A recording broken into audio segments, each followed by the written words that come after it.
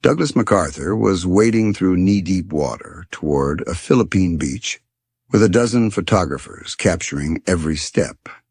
It was October 20th, 1944, and the Supreme Commander of Allied forces in the Southwest Pacific was making sure his return to the Philippines would dominate every newspaper in America. The problem was that the beach wasn't secure. Japanese snipers were still active in the tree line. American troops were still clearing defensive positions just inland. Naval commanders offshore were scrambling to provide unplanned protection for a general who had decided to wade ashore hours before anyone thought it was safe. MacArthur didn't care about the tactical situation. He cared about the photographs. This wasn't a military operation. This was theater. MacArthur had promised, "I shall return," when he left the Philippines in 1942. Now he was delivering on that promise in the most dramatic way possible, even if it meant risking his life and the lives of his staff for a photo opportunity. The cameras captured exactly what MacArthur wanted.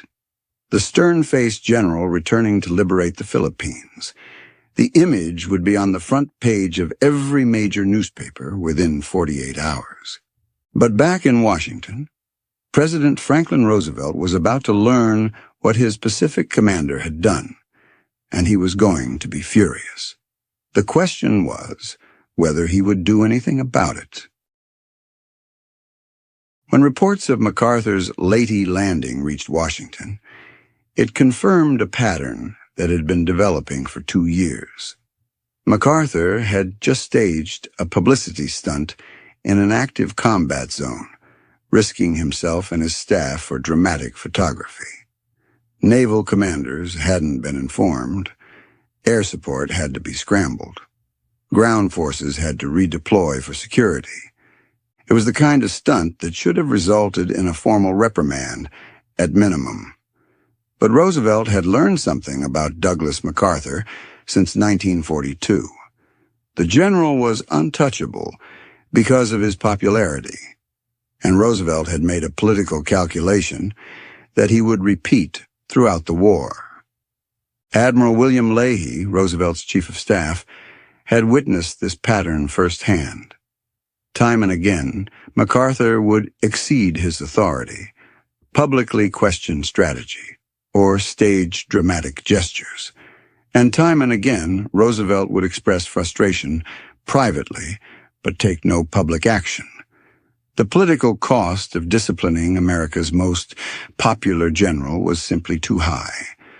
Roosevelt understood exactly what MacArthur was doing. The Leyte landing wasn't a military operation. It was theater designed to dominate American newspapers. MacArthur had delivered his "I have returned" promise in the most dramatic way possible, and the story would run for days. The military risks and diverted resources would never be mentioned in those glowing press accounts. But Roosevelt also understood his own political situation. Republicans were already discussing MacArthur as a potential presidential candidate. Conservative newspapers praised him constantly. Disciplining MacArthur would create a political firestorm that could hurt Roosevelt's ability to manage the war effort and maintain public support. So Roosevelt made his choice. Again, he would tolerate MacArthur's behavior because the alternative was politically untenable. It was the same choice he'd been making since 1942. And it was setting a precedent that would haunt his successor. MacArthur had gotten away with it again, just like he'd been getting away with insubordination for the past 2 years. But to understand why Roosevelt couldn't stop him, you have to go back to 1942, when MacArthur became the most popular general in America. March 1942. Douglas MacArthur escaped from the Philippines as Japanese forces overran the islands. President Roosevelt ordered him out because he couldn't afford to lose America's most famous general to Japanese capture. MacArthur made it to Australia and immediately delivered a statement that would define his public image for the rest of the war. "I came through, and I shall return." It was perfect. Short, dramatic, personal. The press loved it. The American public, desperate for heroes after months of defeats, loved it even more. MacArthur instantly became the face of America's war in the Pacific, but there was a gap between the public image and the reality on the ground. While newspapers portrayed MacArthur as a fearless warrior leading from the front, the troops in the Pacific had a different nickname for him. They called him Dugout Doug behind his back. They saw a general who stayed safely behind the lines while they fought and died. The contrast between what America believed about MacArthur and what his own soldiers knew would persist throughout the war. But for the men left behind, the headline hero of the Pacific felt like a betrayal. Imagine being a soldier on Bataan. You are eating mule meat. You are riddled with malaria. You are running out of ammunition. And then you hear on the radio that your commander, the man who promised to stand with you, has escaped to a palace in Australia. The nickname Dugout Doug wasn't a joke to them. It was bitter. It was the sound of men who felt abandoned by the one man who was supposed to protect them. Roosevelt recognized immediately that MacArthur had become a political problem. The general was so popular that Republicans were already talking about him as a potential presidential candidate. Some conservative newspapers were suggesting MacArthur should run against Roosevelt in 1944. This made MacArthur simultaneously indispensable and dangerous. Roosevelt needed him to win the war in the Pacific, but he also needed to make sure MacArthur didn't become powerful enough to challenge him politically. That calculation would determine everything Roosevelt did or didn't do for the next 3 years. And MacArthur was about to test just how far Roosevelt's tolerance would stretch. July 1942. Roosevelt met with the Joint Chiefs of Staff to decide on Pacific strategy. 2 routes were possible for the advance toward Japan. The Central Pacific route under Admiral Chester Nimitz would go through the Marshall Islands, the Marianas, and eventually to the Philippines and Formosa. The Southwest Pacific route under General Douglas MacArthur would go through New Guinea and up through the Philippines. The Joint Chiefs recommended the Central Pacific as the main offensive. It was shorter. It played to America's naval advantages. It would allow carrier-based air power to dominate. The Southwest Pacific route would be longer, more difficult, and more costly in lives. General George Marshall, the Army Chief of Staff, supported the Central Pacific strategy. Admiral Ernest King, the Chief of Naval Operations, pushed for it even harder. King was a hard-driving naval officer who had little patience for Army egos. He looked at the map and saw the obvious answer. The Navy could get to Japan faster through the Central Pacific. MacArthur's route through the Southwest Pacific was slower and would require massive ground forces fighting through jungles and islands. King didn't care about MacArthur's feelings. He cared about winning the war as quickly as possible. Roosevelt approved the Joint Chiefs' recommendation. The Central Pacific would be the main effort under Nimitz. MacArthur's Southwest Pacific Theater would be secondary. It was sound military strategy. But Douglas MacArthur had other ideas, and he wasn't going to accept being relegated to a supporting role. Admiral King's feelings about MacArthur went beyond professional disagreement. He despised him personally. King saw MacArthur as a self-promoting egomaniac who put his own glory ahead of military effectiveness, and King had no problem telling Roosevelt exactly what he thought should be done about it. "Fire him," King told Roosevelt bluntly in one meeting. "He's insubordinate. He's impossible to manage, and he's wasting resources on a strategy that serves his ego more than it serves the war effort. King didn't care that MacArthur was popular with the public. King cared about naval strategy, and MacArthur's constant demands for resources were interfering with the Central Pacific Offensive. General Marshall took a different approach. Marshall was diplomatic, patient, and professional. He tried to manage MacArthur through careful communication and by occasionally accommodating his demands. Marshall played the good cop to King's bad cop. But privately, Marshall was just as frustrated. He told his staff that MacArthur was impossible, but he's ours, meaning the Army had to deal with him whether they liked it or not. Roosevelt listened to both men. He understood King's argument. He appreciated Marshall's patience. But he kept coming back to the same political calculation. MacArthur was too popular to fire. Republican congressmen loved him. Conservative newspapers praised him constantly. Firing MacArthur would create a political firestorm that could hurt Roosevelt's chances in the 1944 election. So Roosevelt made his choice. Political considerations would trump military judgment. King and Marshall would have to find ways to work with MacArthur, no matter how difficult he became. And MacArthur was about to become very difficult indeed. MacArthur didn't accept the Joint Chiefs' strategy through proper military channels. He didn't send formal objections up the chain of command. He didn't request meetings with Roosevelt to make his case. Instead, he went around the President and the Joint Chiefs entirely. He turned the strategy debate into a public relations campaign. MacArthur gave interviews to friendly journalists. He leaked classified information about Pacific strategy to reporters who would present his views sympathetically. He cultivated relationships with Republican congressmen who were already skeptical of Roosevelt's leadership. In these conversations, MacArthur made his argument clear. The Central Pacific strategy was a Navy power grab. The Joint Chiefs were ignoring the lessons of ground warfare. Only his Southwest Pacific route could win the war efficiently. This was extraordinary insubordination.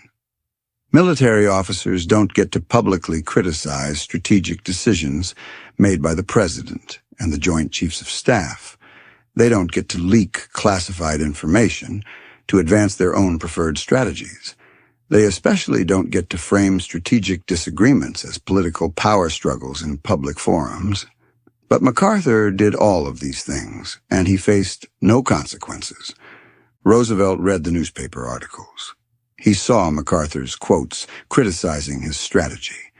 He knew MacArthur was talking to Republican politicians. Roosevelt complained to his aides. He vented his frustration to Admiral Leahy. But he never ordered MacArthur to stop. He never reprimanded him. He never threatened to relieve him of command. MacArthur had found the limits of Roosevelt's authority. Or rather, he'd found that there were no limits as long as MacArthur remained popular with the public. And MacArthur was about to use that knowledge to force Roosevelt's hand on the most important strategic decision of the Pacific War. Throughout 1943 and into 1944, MacArthur's headquarters in Australia became a source for carefully crafted leaks to American journalists. These weren't accidental security breaches. These were deliberate acts of manipulation designed to build public pressure for MacArthur's preferred strategy. The pattern was always the same. MacArthur's staff would provide background information to friendly reporters. The reporters would write articles suggesting that liberating the Philippines was both militarily necessary and morally required. After all, MacArthur had promised, "I shall return." How could America break that promise? The American public had no idea they were being manipulated. They read these articles and believed they were getting objective military analysis. They didn't know that the information was coming directly from MacArthur's headquarters with the specific goal of making it politically impossible for Roosevelt to bypass the Philippines. It was propaganda disguised as journalism, and it was remarkably effective. By mid-1944, public expectation that America would liberate the Philippines had become overwhelming. Newspapers regularly featured stories about American prisoners of war still held in Philippine camps. They published accounts from Filipino resistance fighters asking when America would fulfill its promise to return. All of this coverage made one thing clear. If Roosevelt decided to bypass the Philippines and go straight for Formosa, he would face massive public backlash. This wasn't military strategy. This was blackmail. MacArthur was using press manipulation and public sentiment to force the president's hand. Roosevelt and the Joint Chiefs could see exactly what MacArthur was doing, but they couldn't stop it without creating the very political crisis they were trying to avoid. MacArthur had backed Roosevelt into a corner, and Roosevelt was about to give him everything he wanted. Summer 1944. Roosevelt and the Joint Chiefs held their final meeting on Pacific strategy. The question was whether to invade the Philippines as MacArthur demanded or bypass them for Formosa as the Joint Chiefs preferred. Admiral King made his case one last time. Formosa was closer to Japan. Taking Formosa would cut off Japanese forces in the Philippines without having to fight for them. It would save American lives and end the war faster. General Marshall agreed with King's assessment. From a purely military standpoint, bypassing the Philippines made sense, but Marshall also understood the political reality Roosevelt was facing. MacArthur had successfully made liberating the Philippines a matter of American honor. If Roosevelt ordered the bypass, he would face accusations of abandoning American prisoners and breaking MacArthur's promise to the Filipino people. Roosevelt made his decision. The Philippines would be invaded. MacArthur would get his triumphant return. The Joint Chiefs' preferred strategy would be set aside. Political pressure had overcome military judgment. King was furious. He believed Roosevelt had made a mistake that would cost American lives. Marshall accepted the decision professionally, but privately shared King's frustration. MacArthur had won, not through superior strategic arguments, not through military expertise, but through public manipulation and political pressure. He had forced the President of the United States to abandon a strategy recommended by the Joint Chiefs of Staff, and he had done it while being subordinate to that same president. It was a demonstration of how completely Roosevelt had lost control of his Pacific commander. The invasion of the Philippines would go forward, and MacArthur was about to stage the most dramatic moment of his entire career. October 20th, 1944. MacArthur's landing at Leyte was planned with the precision of a Hollywood production. The beach had been secured hours earlier, but MacArthur waited offshore. He wanted to make sure the photographers were ready. He wanted to make sure the lighting was right. He wanted to make sure his return to the Philippines would look exactly the way he envisioned it. When everything was perfect, MacArthur climbed into a landing craft with his staff and a dozen carefully selected photographers. The landing craft approached the beach but stopped short in waist-deep water. MacArthur stepped out into the surf and began wading toward shore. The photographers captured every step. The image of MacArthur striding through the water toward the Philippine shore would become one of the most iconic photographs of World War II. But the staging created serious security problems. Naval commanders offshore hadn't been informed that MacArthur planned to wade ashore at that particular moment. They had to scramble to provide air cover and naval gun support in case Japanese forces counterattacked. Air Force commanders had to redirect fighter patrols to protect a general who had decided to make himself a target for the sake of dramatic photography.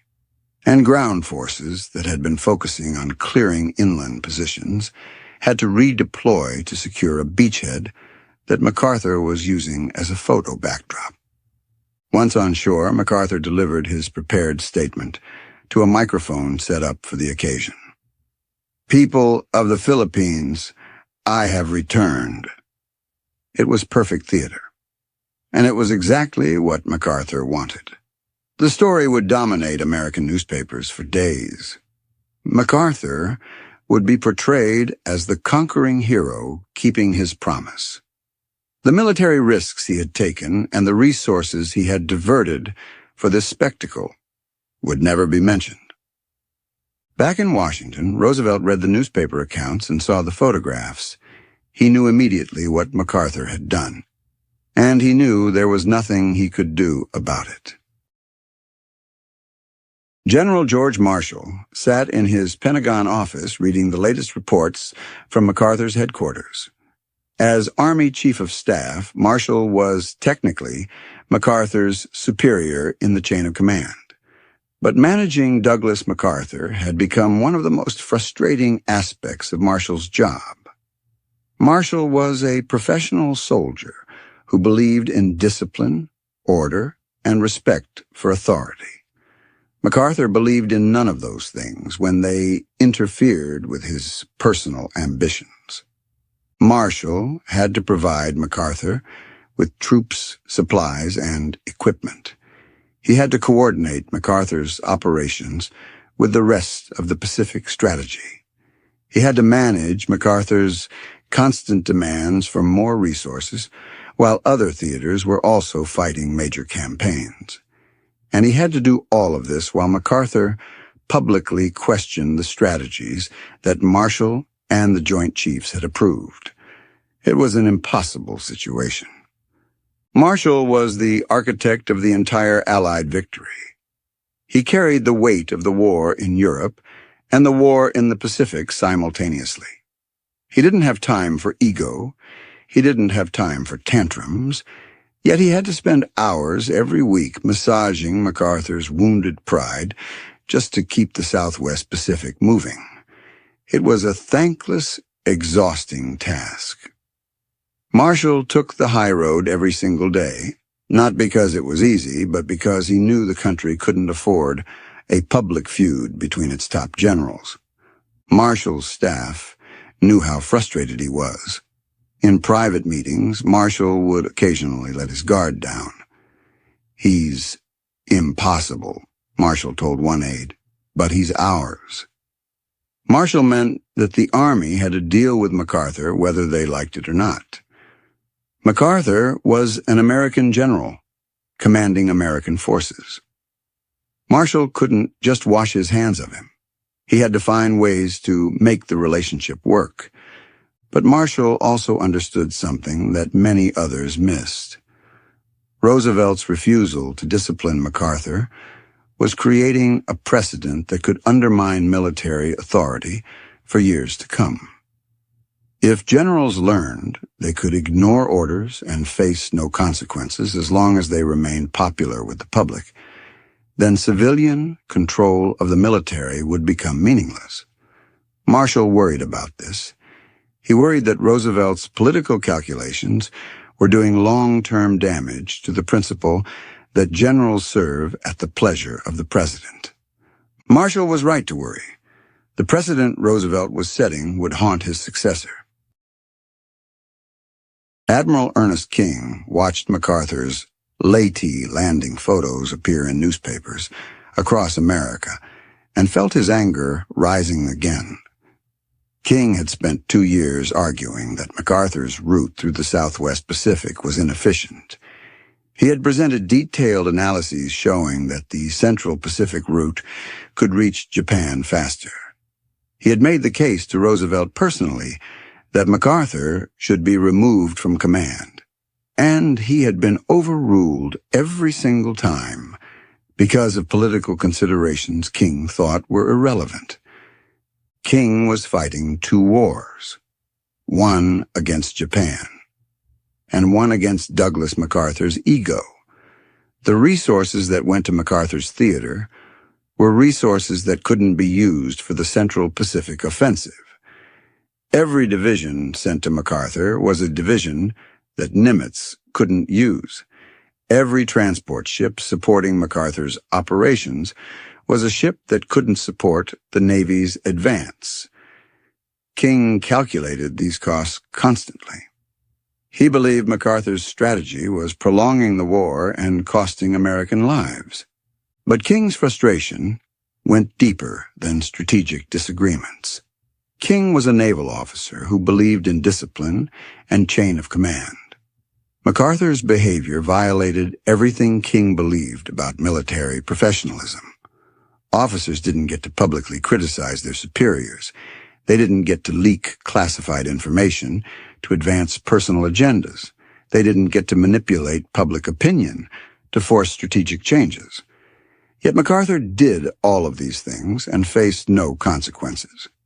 King told his staff that MacArthur was the most dangerous man in the Pacific Theater.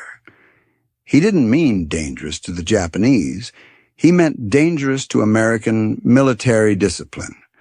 King believed that Roosevelt's tolerance of MacArthur's insubordination was corrupting the entire system. If one general could get away with ignoring orders, what would stop others from doing the same? King would carry his frustration about MacArthur for the rest of his life. In his post-war memoirs, King made his views clear. MacArthur should have been fired in 1942. In the military, fairness is everything. Men die for orders. So when Eisenhower watched MacArthur operate, it wasn't just annoying, it was insulting. Eisenhower had fired good officers for minor mistakes. Patton had been sidelined just for losing his temper. But MacArthur?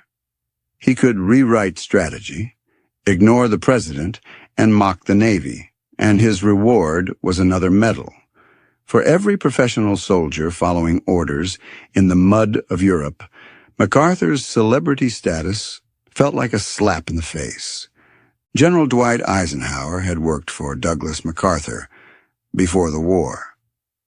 From 1935 to 1939, Eisenhower had served as MacArthur's chief military advisor in the Philippines.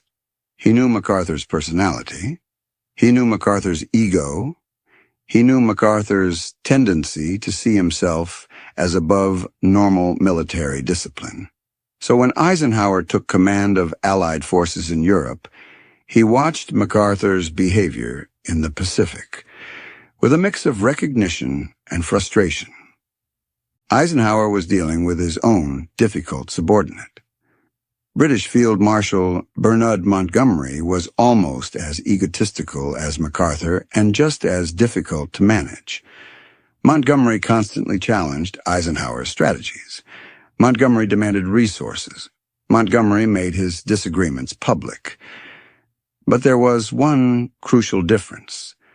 Eisenhower could threaten to relieve Montgomery of command if he went too far. Roosevelt had made clear that Eisenhower had that authority over all Allied commanders in Europe. MacArthur faced no such constraint.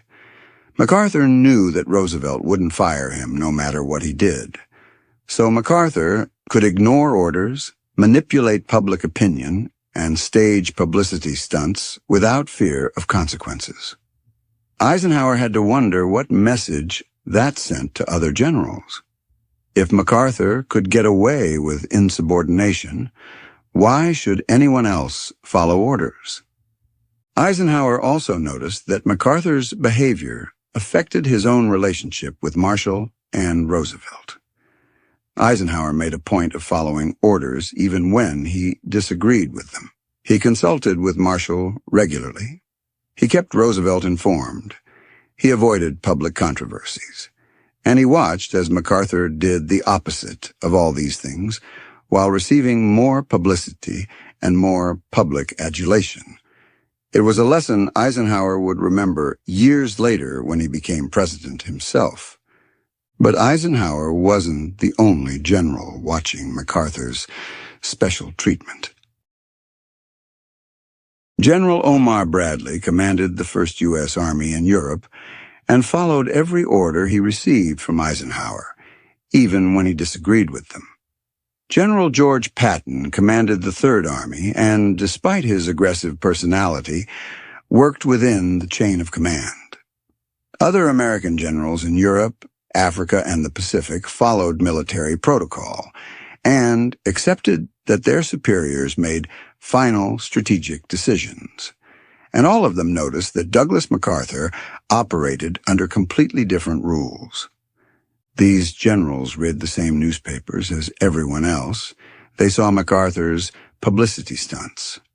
They read articles about MacArthur's strategic disagreements with the Joint Chiefs.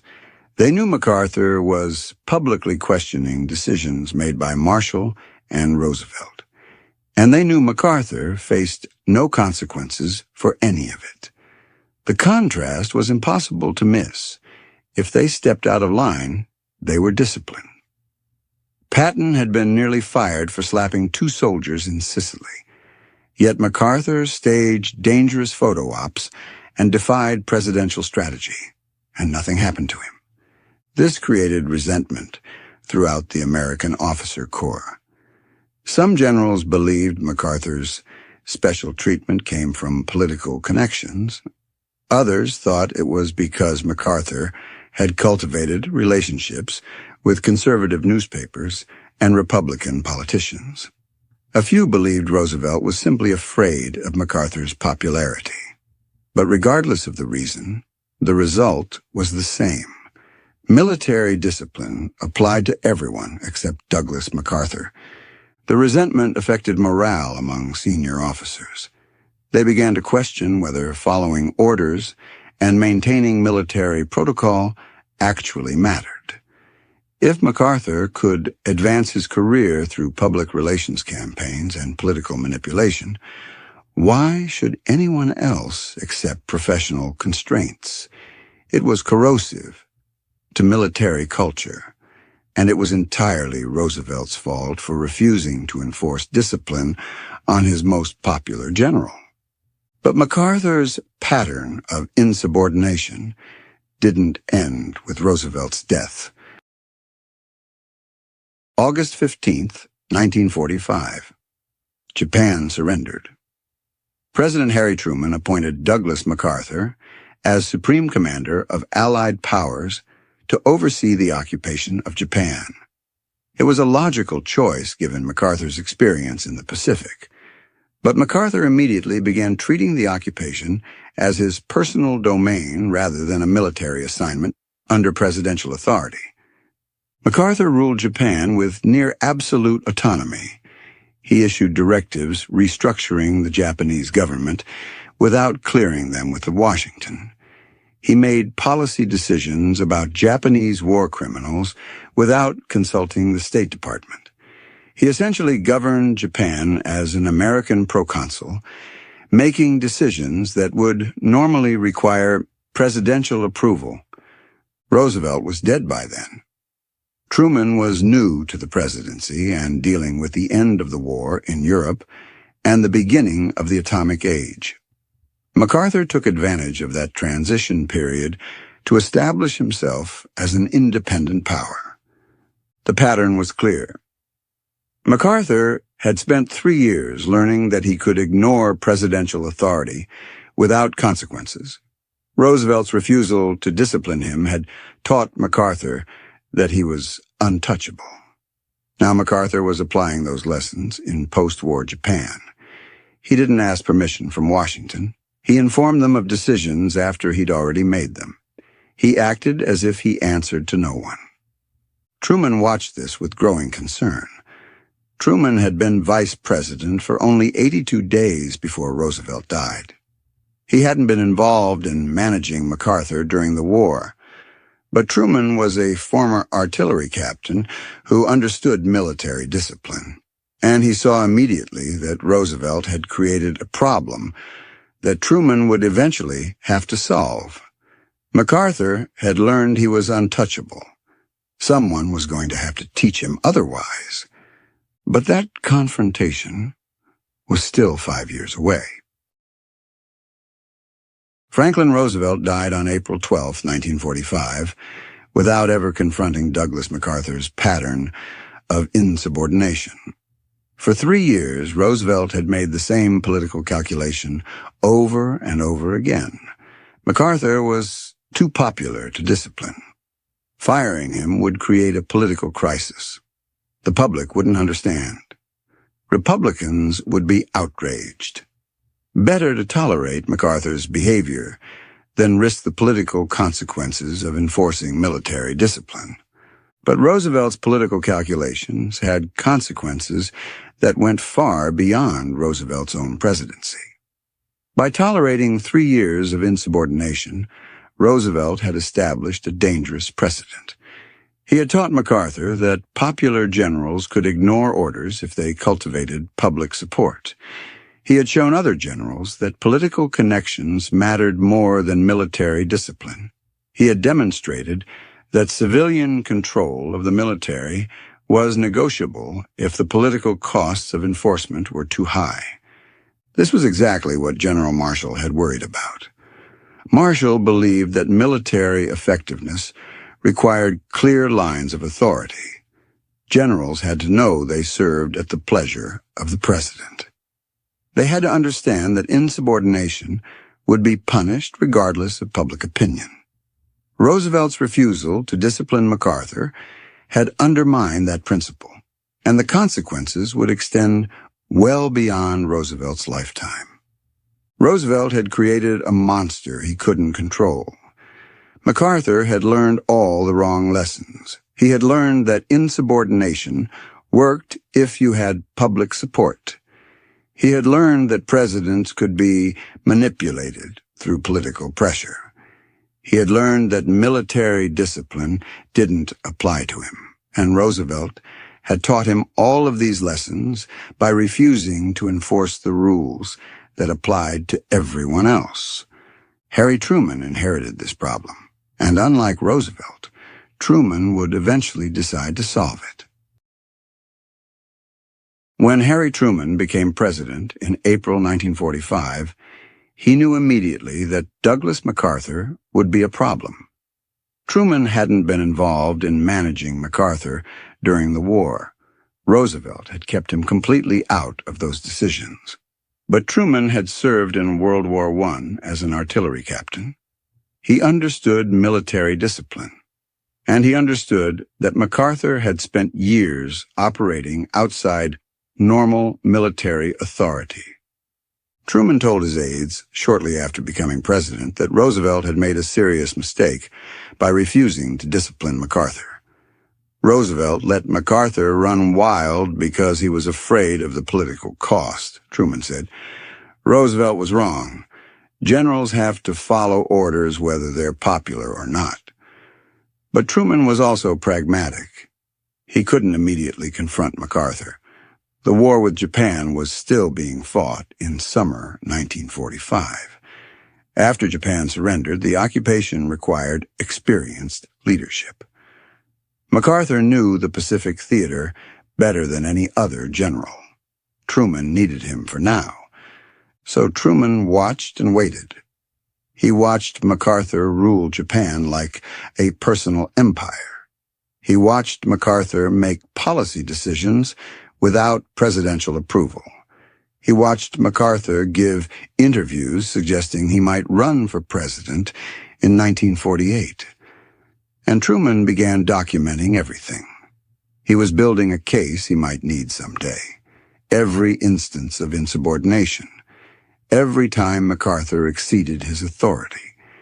Every example of MacArthur acting as if he didn't answer to the president. Truman told his staff that if MacArthur ever defied him the way he had defied Roosevelt, there would be immediate consequences. Truman's message was simple and direct. He was not Roosevelt. He would not tolerate what Roosevelt had tolerated. Generals work for the president, not the other way around. And if MacArthur forgot that, Truman would fire him no matter how popular he was. It was a promise Truman would eventually have to keep. June 25, 1950. North Korea invaded South Korea. President Truman committed American forces to defend South Korea through the United Nations. He needed an experienced commander for the operation. Despite his concerns about MacArthur, Truman appointed him as commander of UN forces in Korea. MacArthur was in Japan, knew the region, and was still considered America's greatest living general. It seemed like the logical choice, but Truman knew it was also risky. The warning signs appeared immediately. In July 1950, just weeks after taking command, MacArthur flew to Formosa to meet with Chinese nationalist leader Chiang Kai-shek without authorization from Truman. MacArthur hadn't requested authorization from Truman. He hadn't informed the State Department. He just went. His visit was interpreted as an American commitment to defend Taiwan against Communist China. This contradicted Truman's policy of avoiding involvement in the Chinese Civil War. When Truman demanded an explanation, MacArthur claimed it was just a courtesy visit. Truman didn't believe him. In August 1950, MacArthur sent a message to the Veterans of Foreign Wars Convention that directly criticized Truman's Asia policy. He argued for a more aggressive stance toward Communist China. Truman was furious and ordered MacArthur to withdraw the message. MacArthur complied, but only after ensuring the message had already been published in newspapers across America. It was calculated insubordination, exactly like what he'd done to Roosevelt. Truman recognized the pattern immediately. MacArthur was testing him the same way he had tested Roosevelt. MacArthur was seeing if Truman would tolerate the same insubordination Roosevelt had accepted. Truman told his advisers, "This is exactly what Roosevelt faced with MacArthur during the war. Roosevelt did nothing because he was afraid of the political cost. I won't make that mistake." But the final confrontation was still months away. April 5, 1951. House Republican leader Joseph Martin read a letter from MacArthur on the floor of Congress. In the letter, MacArthur criticized Truman's Korea policy and argued for MacArthur's alternative strategy of expanding the war into China. It was the final straw. MacArthur had publicly defied presidential policy. He had attempted to dictate foreign policy from his military command. He had tried to force the president's hand through political pressure, just like he had done to Roosevelt. Truman read the letter and made his decision immediately. He called in his top advisers, Secretary of State Dean Acheson, Secretary of Defense George Marshall, and Chairman of the Joint Chiefs Omar Bradley. Truman told them, "Gentlemen, MacArthur has left me no choice. He's publicly defying presidential authority. This is insubordination, and I'm going to relieve him of command." Marshall supported Truman's decision without hesitation. "Mr. President, military officers don't get to make foreign policy. MacArthur has crossed a line that can't be uncrossed. You have to fire him." Bradley agreed. "MacArthur has forgotten that he works for you, not the other way around." The Joint Chiefs unanimously supported the decision. Even they recognized that MacArthur had gone too far. On April 11, 1951, at 1 a.m., Truman held a press conference announcing that General Douglas MacArthur had been relieved of all his commands. The reporters were stunned. MacArthur was shocked. He had thought he was untouchable.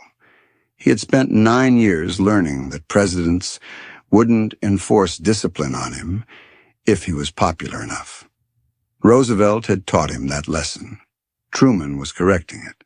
The political reaction was explosive. Truman's approval ratings dropped to 23%. Republicans called for his impeachment. Americans who worshipped MacArthur couldn't understand why Truman had fired him. But Truman never wavered. In a cabinet meeting the next day, he explained his reasoning. Roosevelt faced this exact situation with MacArthur during World War II.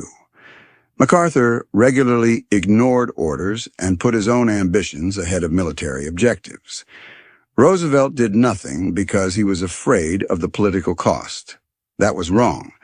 It set a precedent that MacArthur could operate outside civilian control.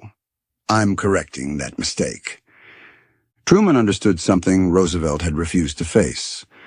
Some principles are more important than political considerations. Civilian control of the military is one of those principles. Generals serve the president, not the other way around. MacArthur had spent 3 years under Roosevelt, learning the wrong lessons. Truman had to unteach them, no matter what it cost politically. In the end, public opinion vindicated Truman's decision. Senate hearings revealed how completely MacArthur had overstepped his authority. The Joint Chiefs' testimony showed that Truman had been right. MacArthur's career ended not in glory, but in a lesson about the limits of military authority in a democracy. MacArthur had been allowed to ignore orders by Roosevelt, but he wasn't allowed to ignore them by Truman. That difference defined both presidencies. Roosevelt chose political expediency over military discipline. Truman chose principle over popularity. History has judged which choice was right.